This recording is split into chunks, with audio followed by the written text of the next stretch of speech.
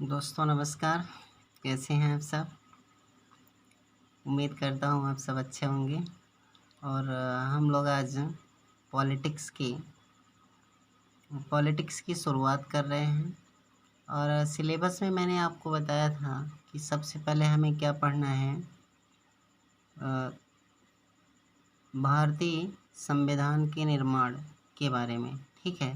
संविधान सभा का गठन और संविधान के निर्माण की क्या क्या भूमिका रही है। लेकिन दोस्तों मैंने थोड़ा-सा इसमें सोचा कि यह जो टॉपिक है ये हमें हिस्ट्री में भी मिल जाता है, ठीक है। तो मैं समझ रहा हूँ कि और थोड़ा-सा ये लंबा भी आपका एक तरह का है टॉपिक। तो पहले हम लोग शुरुआत करेंगे एक सरल और शानदार और अच्छे टॉपिक से जिसका नाम है संविधान की उद्देशिका, ठीक है। और इससे शुरुआत करेंगे, फिर हम मूल अधिकार, नीति निर्देशक तत्व और फिर पढ़ेंगे मूल कर्तव्य, जहाँ से ज़्यादा क्वेश्चन पुट अप होते हैं। और उसके बाद फिर हम संविधान या भारतीय संविधान के निर्माण वाली जो भूमिका है उसको हम लोग पढ़ेंगे। और उसे हम कहेंगे कि भारत का संवैधानिक विकास कैसे हुआ, इसे बाद में पढ़ेंगे। दूसरे अध्याय से हम लोग इसको पहले शुरुआत करते हैं ताकि आपको समझने में ज़्यादा जो है आसानी हो। और दूसरी बात यह है कि उतना जैसे होता है हार्ड टॉपिक हो तो आपको वो बनाने लगती है, उस तरह की चीज़ें यहाँ पर ना हो। तो सबसे पहले आज हम क्या पढ़ेंगे, संविधान की उद्देशिका, इसी को कहते हैं प्रस्तावना, उसकी क्या क्या विशेषताएं हैं, और इसी के साथ साथ हम पढ़ लेंगे नागरिकता, ठीक है। तो देखते हैं, जैसे अब हम देखें तो निश्चित रूप से हमारा टॉपिक मैंने क्या बताया, भारतीय संविधान की उद्देशिका या प्रस्तावना, ठीक है। तो अब इसको देखा जाए कि उद्देशिका को क्यों पढ़ें, ठीक है। उद्देशिका का मतलब ही क्या होता है, उद्देश्य जिसमें निहित हो। जैसे इस टॉपिक को पढ़ने के बाद हमें ये पता हो जाएगा कि भारतीय संविधान या हमारे देश का संविधान जब बना तो उस समय संविधान निर्माताओं का उद्देश्य क्या रहा होगा, ठीक है। और क्या-क्या आदर्श वो हमारे देश के संविधान में रखना चाहते थे, इन सब बातों का उल्लेख किसमें मिलता है, हमें उद्देशिका में।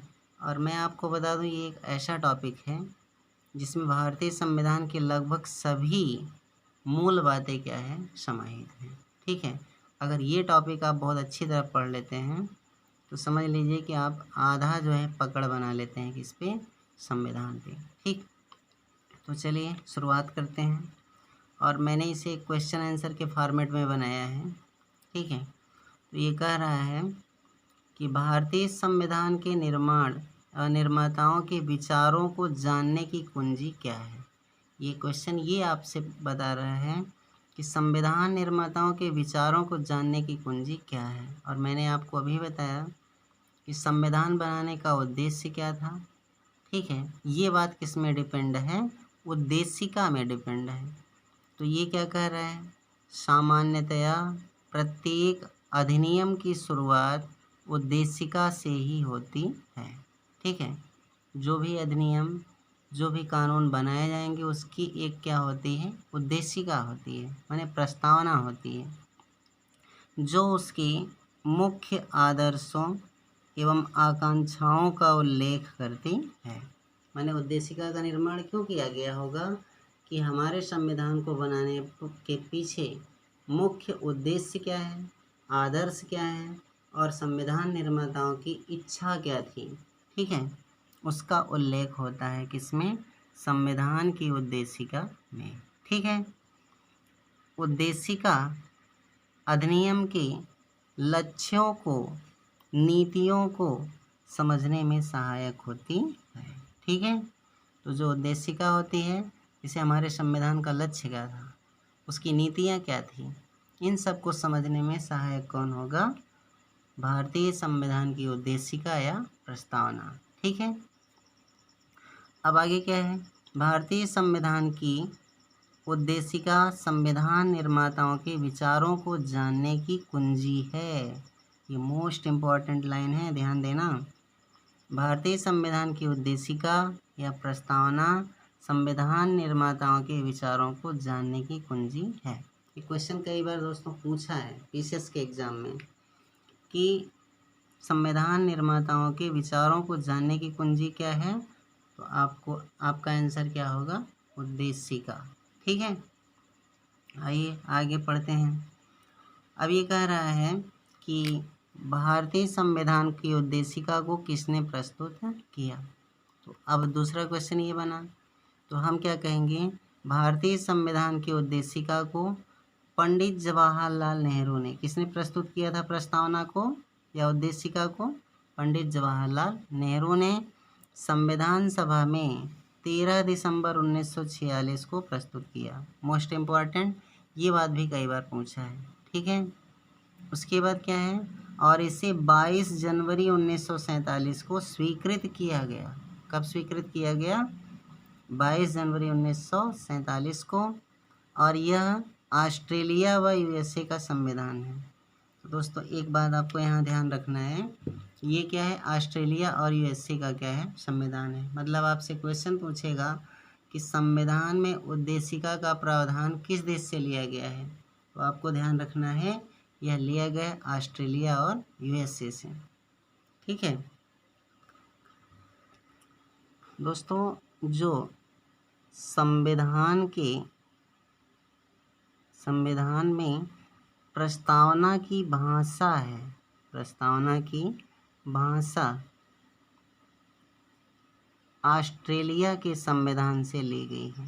कहाँ से, ऑस्ट्रेलिया के संविधान से। ठीक है, और जो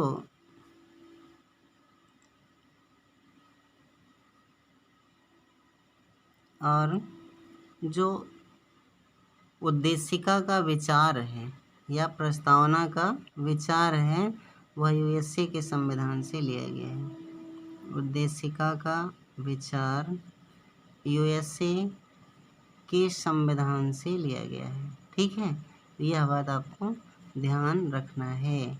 इसीलिए निश्चित रूप से ये क्या है, जो आपका पूछता है। हालांकि अभी तक क्वेश्चन सिर्फ ये पूछा है कि प्रस्तावना को किस देश के संविधान से लिया गया है, तो आपको याद रखना है ऑस्ट्रेलिया के संविधान से लिया गया है।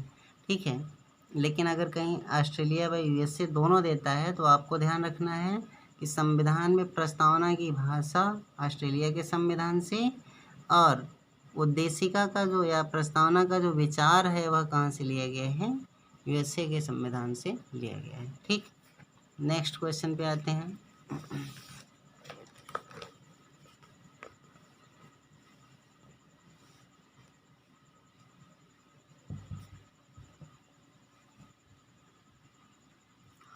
आगे हम लोग देखते हैं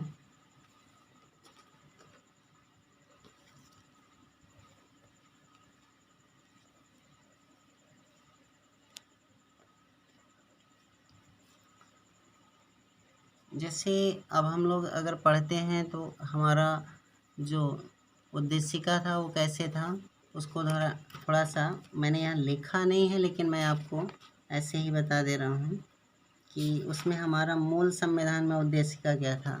उसमें था, हम भारत के लोग भारत को संपूर्ण प्रभुत्व संपन्न लोकतंत्रात्मक गणराज्य बनाने के लिए तथा उसके समस्त नागरिकों को सामाजिक, आर्थिक और राजनैतिक न्याय, विचार, अभिव्यक्ति, विश्वास, धर्म और उपासना की स्वतंत्रता, प्रतिष्ठा और अवसर की समता प्राप्त कराने के लिए उन सब में व्यक्ति की गरिमा और राष्ट्र की एकता व अखंडता सुनिश्चित करने वाली बंधुता बढ़ाने के लिए दृढ़ संकल्प होकर अपनी इस संविधान सभा में आज 26 नवंबर 1949 ईस्वी को एतद द्वारा इस संविधान को अंगीकृत, आत्मार्पित और अधिनियमित करते हैं। ये था हमारे संविधान की उद्देशिका। ठीक है, लेकिन दोस्तों अभी जब मैंने उसको बताया आपको, तो उसमें क्या था, मूल संविधान में समाजवादी व पंथ निरपेक्ष शब्द नहीं था। तो नेक्स्ट क्वेश्चन ही हमारा अक्सर पूछ लेता है कि संविधान में समाजवादी और पंथ निरपेक्ष शब्द को कब जोड़ा गया। ठीक है, तो हमने क्वेश्चन क्या लिखा, संविधान में किस संशोधन द्वारा समाजवादी और पंथ निरपेक्ष शब्द को जोड़ा गया। तो याद रखना है 42वें संविधान संशोधन 1976 द्वारा उद्देशिका या प्रस्तावना में प्रथम पैरा में समाजवादी और पंथ निरपेक्ष शब्द तथा छठे पैरा में और अखंडता शब्द को जोड़ा गया। ठीक है, इसका मतलब ये शब्द क्या थे, मूल संविधान में नहीं थे। तो इसका मतलब ये था कि समाजवादी और पंथ निरपेक्ष शब्द और अखंडता शब्द हमारे मूल संविधान में नहीं था। तो इसे क्या है 42वें संविधान संशोधन 1976 के द्वारा जोड़ा गया। ठीक है, फिर क्या है, संविधान सभा द्वारा संविधान को कब अंगीकृत किया गया। थोड़ी देर पहले ही मैंने बताया, संविधान सभा द्वारा संविधान को 26 नवंबर 1949 ईस्वी को मिति मार्ग शीर्ष शुक्ल सप्तमी संवत 2006 विक्रमी को आत्मार्पित और अधिनियमित किया गया। ठीक है, अब ये क्वेश्चन कई बार पूछा है कि संविधान सभा द्वारा संविधान को कब आत्मार्पित व अंगीकृत किया गया। तो आपको ध्यान रखना है 26 नवंबर 1949 को। ठीक है, अच्छा एक बात और दोस्तों आपको बता दूं, इसीलिए क्या होता है 26 नवंबर को ही हमारा जो है विधि दिवस के रूप में मनाया जाता है। ठीक है, आगे बढ़ते हैं।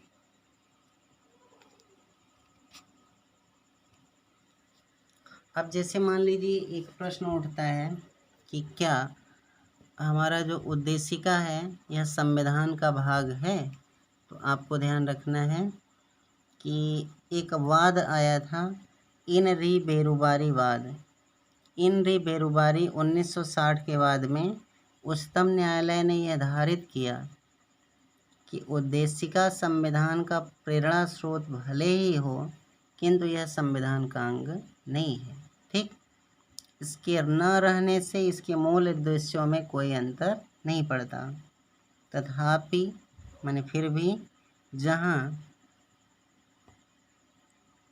संविधान की भाषा संदिग्ध व अस्पष्ट है वहाँ उद्देशिका संविधान निर्माताओं के आशय को समझने में सहायक है।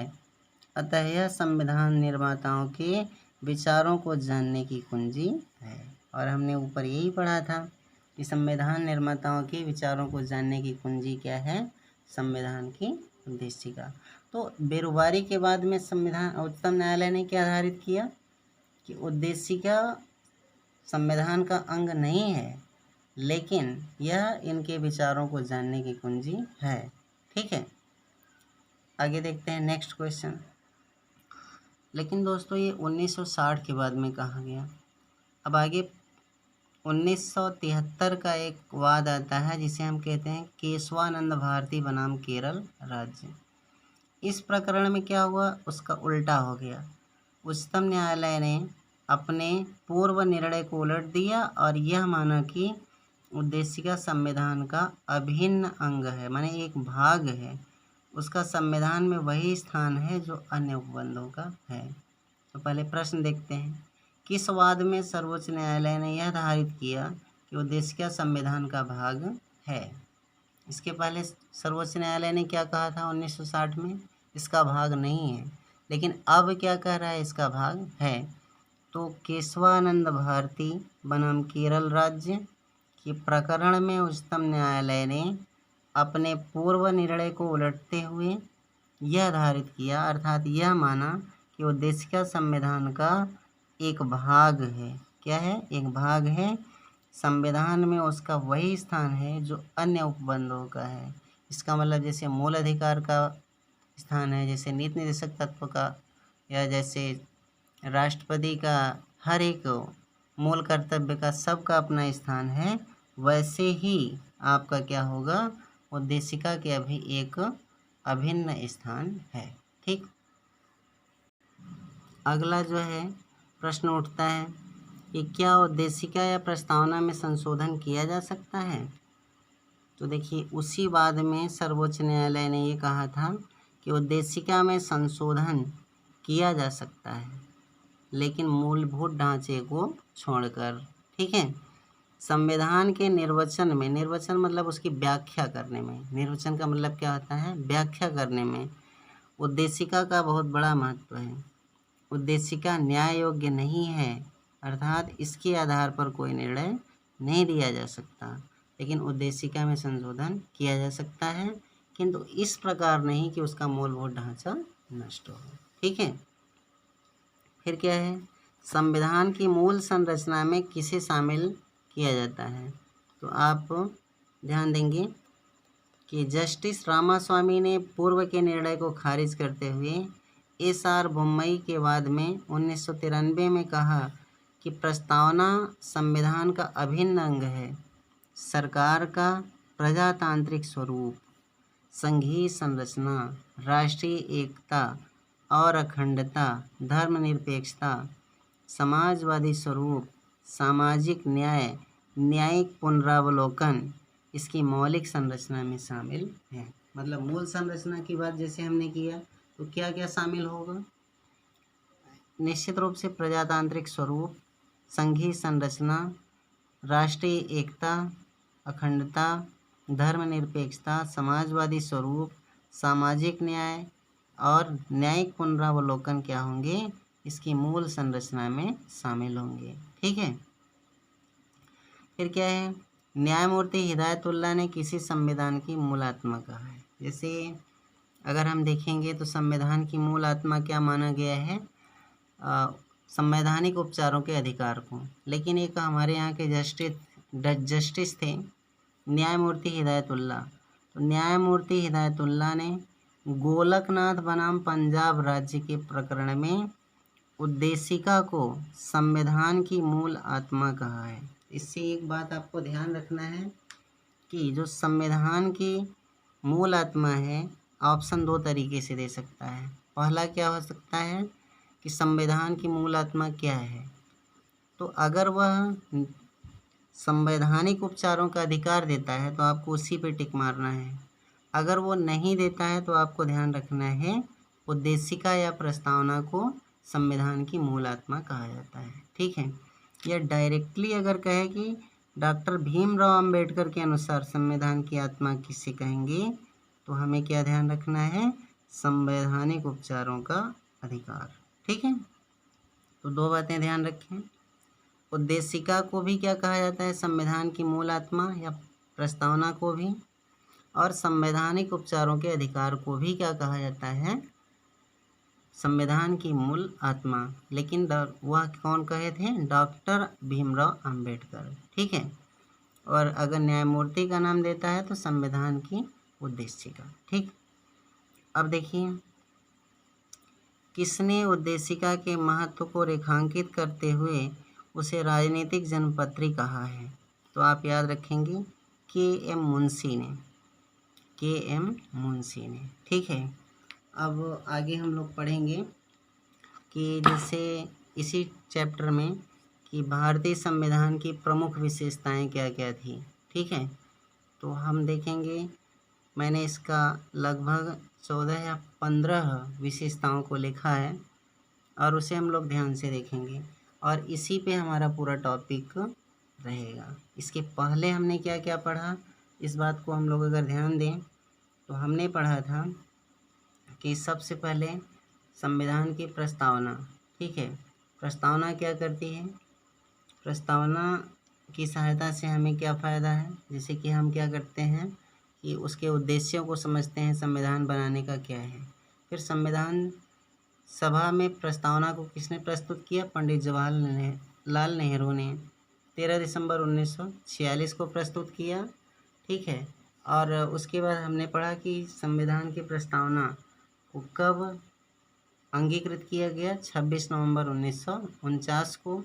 फिर हमने पढ़ा कि आपका 42वें संविधान संशोधन के द्वारा क्या है, प्रथम पैरा में आपने जोड़ा था, माने जोड़ा गया समाजवादी और पंथ निरपेक्ष को और छठे पैरा में और अखंडता शब्द को जोड़ा गया। इस तरह की चीज़ों को हमने पढ़ा।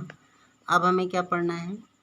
संविधान, भारतीय संविधान की प्रमुख विशेषताओं का वर्णन कीजिए। ठीक, तो अगर हम देखें तो भारतीय संविधान की प्रमुख विशेषताएं निम्न हैं। पहला क्या है? विशालतम एवं विस्तृत संविधान। दूसरा क्या है? लिखित संविधान, माने हमारा जो संविधान है वह विश्व का सबसे बड़ा संविधान है। और भारत का संविधान कैसा है? लिखित संविधान है। संसदीय शासन प्रणाली, हमारे यहाँ कौन सी शासन प्रणाली अपनाई गई है? तीसरी विशेषता है कि हमारा संविधान संसदीय शासन प्रणाली को अपनाता है। चौथा क्या है? हमारे यहाँ मूल अधिकार दिया गया है।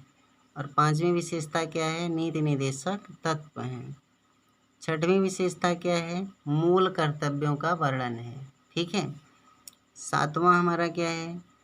न्यायपालिका, स्वतंत्र न्यायपालिका है। हमारे संविधान की एक विशेषता है कि हमारे यहाँ न्यायपालिका कैसी है? स्वतंत्र। नम्यता व अनम्यता का अनोखा मिश्रण, अर्थात हमारा संविधान कठोर भी है और लचीला भी है। यह इसकी क्या है? एक विशेषता है।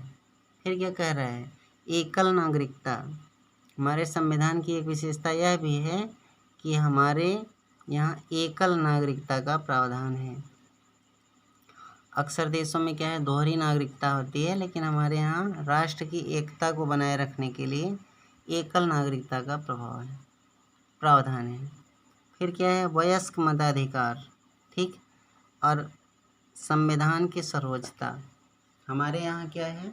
संविधान सर्वोच्च है। जैसे ब्रिटेन में क्या है? संसद सर्वोच्च है, लेकिन हमारे यहाँ क्या है? संविधान सर्वोच्च है। आपातकालीन उपबंध और ग्राम पंचायतों की स्थापना, केंद्राभिमुख संविधान, प्रभुता संपन्न समाजवादी और पंथ निरपेक्ष लोकतांत्रिक गणराज्य, ये 15 विशेषताएं हम लोगों के संविधान की हैं। और मैं आपको बता दूं कि जब मैं इसे दूसरे पार्ट में पढ़ाऊंगा तो ये सभी विशेषताएं हम लोग अच्छी तरह पढ़ेंगे, क्योंकि लगभग सभी चीज़ें इससे क्या हो जाएंगी? संविधान की कवर होंगी। ठीक है। अब जैसे मैंने अभी आपको बताया था कि संविधान की उद्देशिका में 5 वर्ड माने 5 शब्दों का प्रयोग हुआ है। और उन शब्दों को अगर हम देखें तो उसमें क्या क्या प्रयुक्त हुआ है?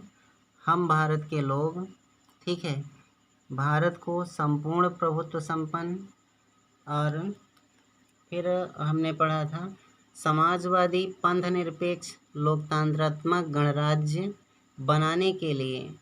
ठीक है, इस तरह की चीज़ें जो थी, तो अगर हम देखें तो हम भारत के लोग, हर एक शब्द में इसमें 5-6 आपके कीवर्ड्स हैं, वो बहुत ही उपयोगी होते हैं और वो एग्ज़ाम्स में अक्सर पूछ लेता है।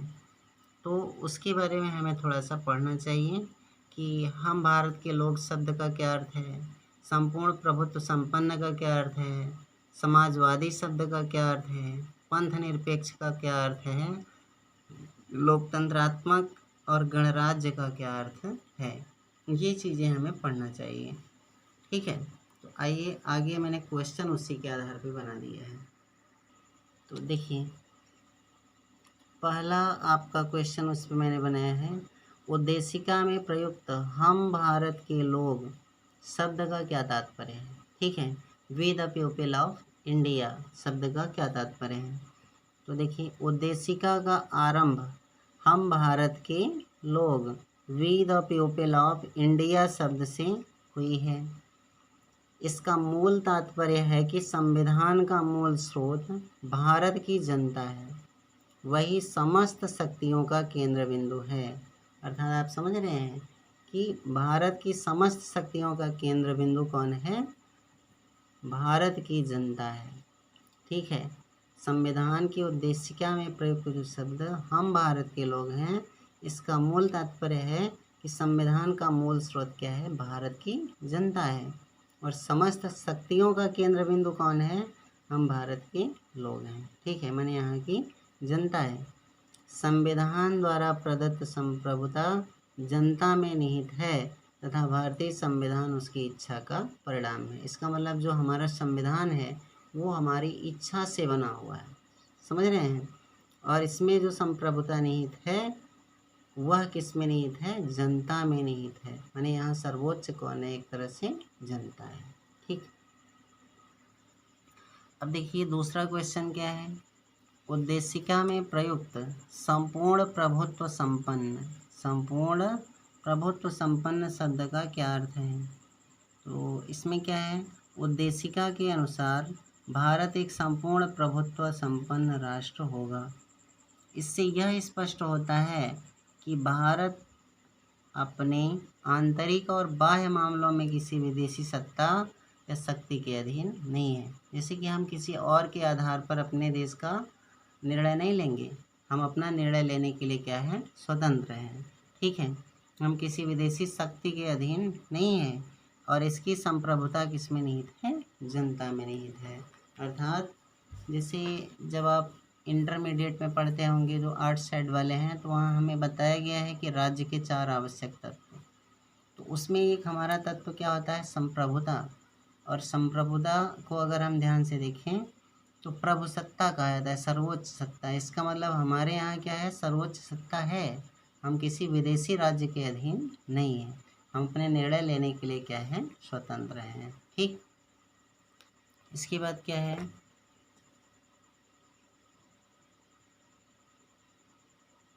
देखिए दूसरा क्वेश्चन पूछता है अगला कि संविधान की उद्देशिका में प्रयुक्त समाजवादी शब्द किस संशोधन द्वारा जोड़ा गया है?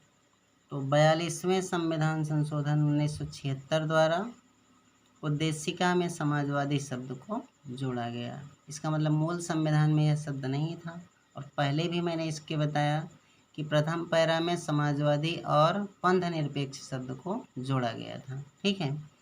भारत का समाजवाद लोकतांत्रिक समाजवाद है जो नेहरू की अवधारणा पर आधारित है। इसे दोस्तों इसका मतलब ये होता है, समाजवाद का मतलब ये होता है कि जितने नियम बनाए जाएंगे वो हर एक व्यक्ति को समान रखने के दृष्टिकोण से बनाए जाएंगे, जिसमें लोक कल्याण निहित हो, उसी को क्या कहा जाता है? समाजवाद। ठीक। उद्देशिका में प्रयुक्त पंथ निरपेक्ष शब्द का क्या तात्पर्य है? ये बहुत ही इम्पोर्टेंट है। पंथ निरपेक्ष का ये, जैसे कि समाजवादी शब्द वाला भी क्वेश्चन कई बार पूछा है। ठीक है, किस संशोधन द्वारा जोड़ा गया, और पंथ निरपेक्ष शब्द वाला भी कई बार पूछा है। तो पंथ निरपेक्ष शब्द का अर्थ है को भी 42वें संविधान संशोधन द्वारा जोड़ा गया। ठीक है। और पंथ निरपेक्ष राज्य से तात्पर्य ऐसे राज्य से है जो किसी धर्म विशेष को राजधर्म की रूप में मान्यता न दे, बल्कि वह सभी धर्मों को तटस्थ भाव से संरक्षण प्रदान करता है। इसका मतलब ये हुआ कि हमारे संविधान की विशेषता यह है कि यह सभी धर्मों को समान दृष्टिकोण से देखता है, राज्य का कोई अपना धर्म नहीं है।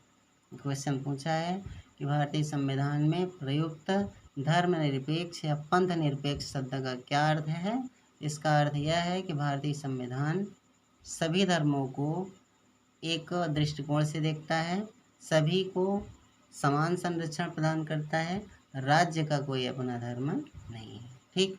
और आप समझते हैं ये बहुत बड़ी बात है हमारे कॉन्स्टिट्यूशन की। ठीक है। फिर देखिए लोकतंत्र शब्द का क्या अर्थ है?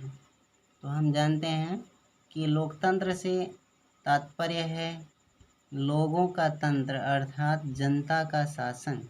इसका मतलब क्या होता है कि हमारे यहाँ किसका शासन है? जनता का शासन है। इस बात को हम याद करें तो इसमें क्या है, अब्राहम लिंकन ने क्या कहा था? लोकतंत्रात्मक शासन जनता का, जनता के लिए व जनता द्वारा स्थापित शासन होता है। इसका मतलब यहाँ पे कोई और शासन नहीं कर रहा है, यहाँ जनता का शासन है। जनता अपने द्वारा जिन निर्वाचित प्रतिनिधियों को भेजेगी वही शासन करेंगे। ठीक। भारत एक गणराज्य है, इसका क्या तात्पर्य है? तो आप ध्यान दें, भारत एक गणराज्य है, इसका तात्पर्य यह है कि भारत का राष्ट्राध्यक्ष निर्वाचित होगा। जैसे कि हमारे यहाँ वंशानुगत शासन नहीं है कि राष्ट्रपति का लड़का राष्ट्रपति होगा। ठीक है, क्योंकि हमारे यहाँ का राष्ट्राध्यक्ष कौन होता है? राष्ट्रपति।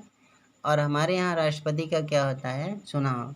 यहाँ पर हमारे यहाँ राजा का लड़का एक तरह से राजा नहीं होता, यहाँ पे क्या है? राष्ट्रपति या राष्ट्राध्यक्ष का चुनाव होगा। जबकि ब्रिटेन में इसके विपरीत क्या है? वहाँ राजा या आप कहें महारानी का लड़का या लड़की ही क्या होता है? महाराज या महारानी होते हैं। इसीलिए वहाँ क्या है? गणराज्य के सभी नागरिक हमारे यहाँ क्या है? समान हैं। वह किसी भी लोकपद हेतु क्या है? निर्वाचित हो सकते हैं। इंग्लैंड में लोकतंत्र के साथ साथ राजतंत्र को अपनाया गया है, जबकि हमारे यहाँ क्या है? गणतंत्र को अपनाया गया है। ठीक है, तो वहाँ राजा का लड़का राजा होगा, इसलिए राजतंत्र है। और हमारे यहाँ क्या है? गणतंत्र है। ठीक है, लोकतंत्र के साथ साथ क्या है? गणतंत्र है। ठीक, अब आज के लिए बस इतना दोस्तों, और इसका सेकेंड पार्ट लेकर मैं आपको जल्द ही कल मिलता हूँ। ठीक है, वीडियो अच्छा लगे तो दोस्तों को शेयर करें और लाइक करें, सब्सक्राइब करें। धन्यवाद।